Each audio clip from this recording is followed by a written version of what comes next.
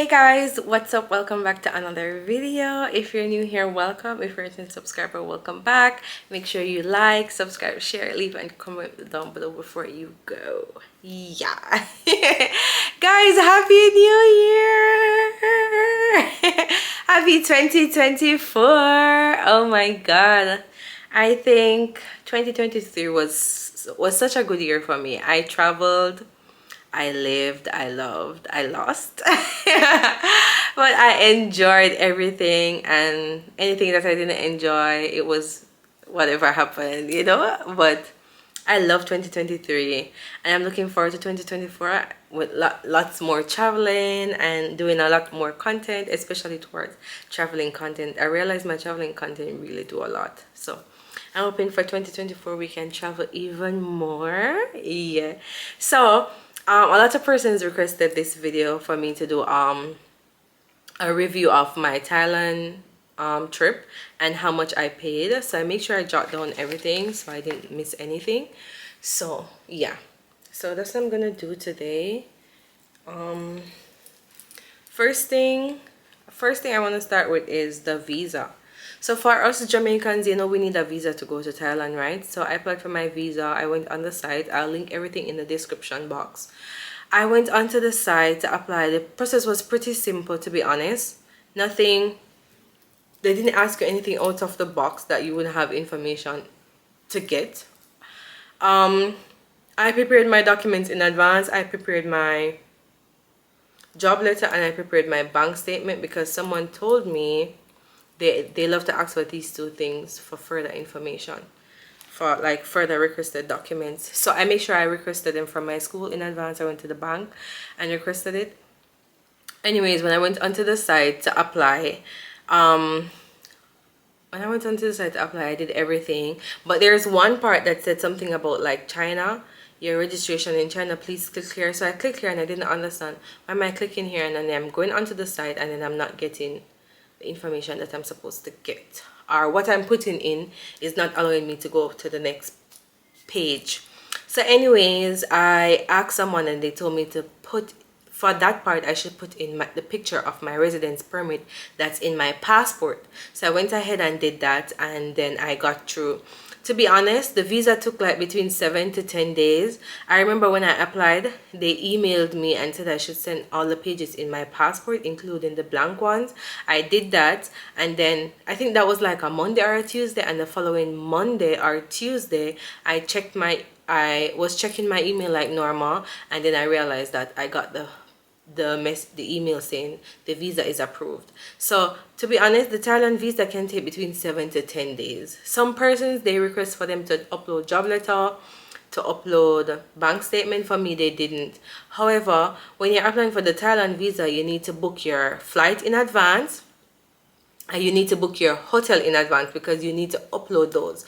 If you don't book your flight and your hotel in advance, you know, you can always go online and you can get those fake ones that you can purchase, and then you just upload it, and then when your visa is approved, then you can go ahead and buy a real one. But you know, those fake ones that you can get.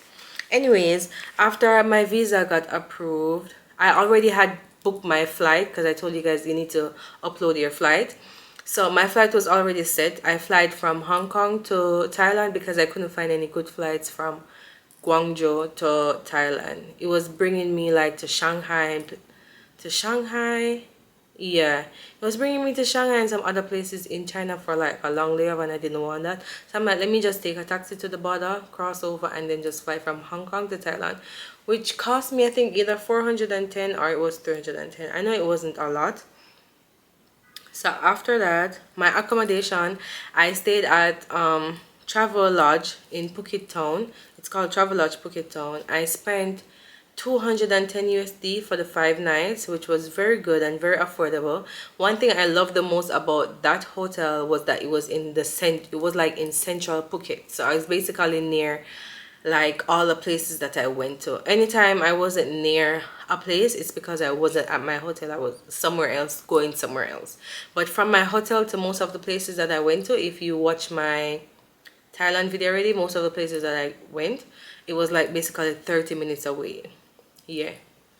After that, my activities. For my activities, to be honest, I don't have a total price, but I remember I pulled 7,000 RMB from the machine the day before, and that's equivalent to what, 990 USD, almost $1,000. I remember I pulled 7,000 RMB, and when I was in Hong Kong, I changed it to baht, and then I had that.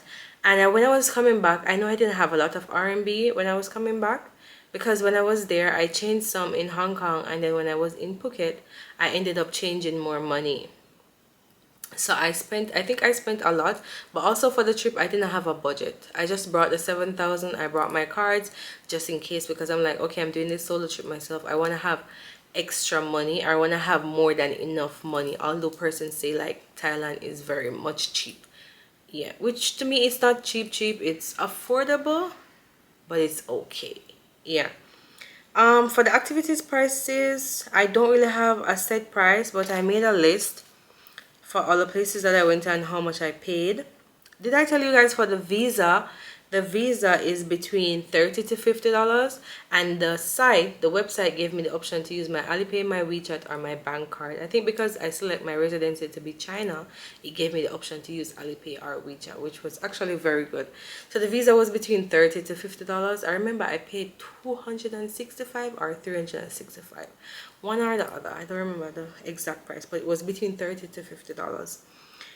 Most of my trip, I use trip.com. For most of my trip, I use trip.com to book every single thing. Because for me, I was like, it's my first solo trip. So I wanted to make sure I had things booked in advance, at least 2 or 3 days book in advance. So that's what I did. I booked things up to 2 days in advance. So I know these 2 days I'll have something to do. Because if I didn't have something to do, then I will just sleep out the trip. And for me, it's okay. I will sleep. I don't have a problem sleeping. Worse when the hotel bed is nice. Yeah. So from the first day, I actually went to phiphiislan, and I booked for my phiphiislan tour. I booked it on trip.com, and it was 265 RMB. And I booked the Chinese. I think the Chinese, they had the option saying English translation or Chinese translator, and I put Chinese translator because I'm like, I think the English one was more expensive, so I'm like, okay, let me put the Chinese one, and any Chinese I know, I'll be able to understand what they're saying. And I did that, and I paid 265 RMB, and it allowed me to go to phiphiislan, Maya Bay, and some other places that I went. It was a whole day tour. For more of that, to see more of what I did that whole day, you can check out my video for that. Another place that I had to pay in advance for too, it was the Savannah restaurant, the aquarium restaurant. I had to go on their Instagram. It's at savannahRestaurant.com, and then I clicked in their bio, and I booked a table, and I had to pay a deposit for the table, which was 2,000 baht, which is equivalent to 56 USD. So I had to pay in advance, and I'm like, okay, I paid in advance. I hope the food is good. And that restaurant food was chef kiss. I loved everything about Savannah's restaurant. I feel like if you ever go to Phuket, you should go to that restaurant. The customer service is nice, and the food is good. And my waitress Fanny, she was so good. What else did I pay for? Let me see. Oh, the Elephant Sanctuary and the Tiger Kingdom, I paid 4,600 baht, and that's equivalent to $130. And with this, most of what I paid for in advance with trip, it comes with transportation. So they pick me up from the hotel and they drop me off back at the hotel. And one thing I love about Thailand, even though I was doing the trip by myself, a solo traveler, like with Philippines, if you're a solo traveler, then you have to pay 2 times the price. With Thailand, you don't need to pay 2 times the price if you're traveling by yourself or you're doing an activity by yourself. It's just one set price. Yeah, so I love that. So for the Elephant Sanctuary and the Tiger Kingdom, I paid $130, and that allowed me to take the videos with the tigers, take the videos with the elephants, feed the elephants. They gave us lunch, souvenir, videos, all of that. So it was worth it to me. Maybe it's not worth it to you, but it was worth it to me because I love taking videos, I love taking pictures, and I'm big on making memories. What else did I do? I keep saying When I went to Old Phuket Town, I didn't pay anything there. I know I just walked around, check out the architecture work because they're known for that. I checked out a cute cafe there. I had just a light snack, and then I left from there and I went to Freedom Beach. And when I went to Freedom Beach, I paid 100 baht because they had to bring me down to the beach because the beach is literally down a hill. So I paid 100 baht to enter. That's like $2 or $3. And when I paid that to enter, they gave me a bottle of water, and that was it. Everywhere else that I went to, I paid. Oh, one more thing. When I went to Madhu Cafe, I paid 1,000.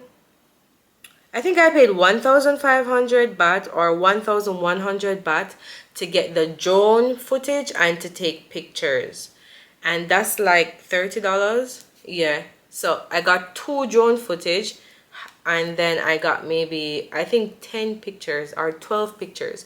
I know they have 3 different options, and I picked the first one because the first one was the cheapest. And I was like, okay, I just need a video, and I know they'll take my video, and I know I'll get a good video. I can like cut, paste, something to work with. So I paid 1,500 baht for that. Everything else for my tour, I don't think I paid too much for anything else, but I know I changed the 700 RMB, which is equivalent to 1,000 USD or less, and I know I used majority of it there for sure.